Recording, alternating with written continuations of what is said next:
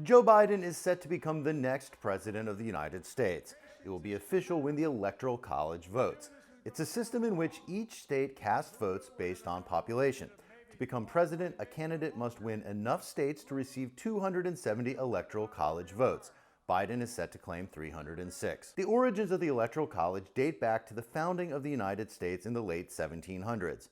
Ian Reifowitz is a professor at SUNY Empire State College and author of the book, The Tribalization of Politics. The assumption was that in a time, in the 1780s, 1790s, you couldn't know a person. A person couldn't be known nationally. The character of a person couldn't be known nationally, and that was very important to the founders.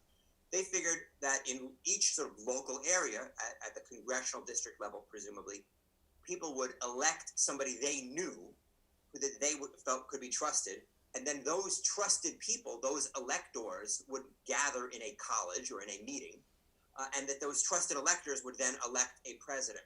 In all but 2 states, electors are chosen on a winner-takes-all basis, so even a narrow victory will give a candidate all of the Electoral College votes for that state. Critics say the system creates a number of problems. In this election, Joe Biden won the popular vote as well as the Electoral College vote, but that isn't always the case. We've had 5 elections, 1824, 1876, 1888, and most famously 2000 and 2016, where the person who got the most votes from the most Americans did not become president. That's really a bad record. The system gives outsized influence to a few key swing states. Campaigns focus on those states while largely ignoring the remaining states. The system also creates the possibility of a 269 to 269 Electoral College tie, or a third-party candidate who wins just 1 or 2 states could create a scenario where no one wins 270 Electoral College votes. In both scenarios, the election would then go to the U.S. Congress to pick the president and vice president.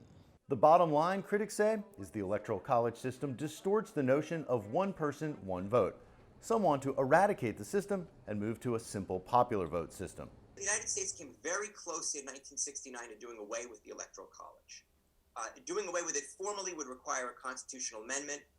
That amendment was passed in the House of Representatives and was on its way to passage in the U.S. Senate, but it was blocked by a few Southern conservative senators, Democrats at the time, also known as Dixiecrats, but conservatives who wanted to essentially preserve as much power as possible for white Southerners. Changes that wouldn't require a constitutional amendment have also been floated, including a proposal called the National Popular Vote Interstate Compact, where states agree to give their electoral votes to whomever wins the national popular vote, even if that candidate lost the state. So far, the District of Columbia plus 15 states, including Joe Biden's home state of Delaware, have signed on to the plan.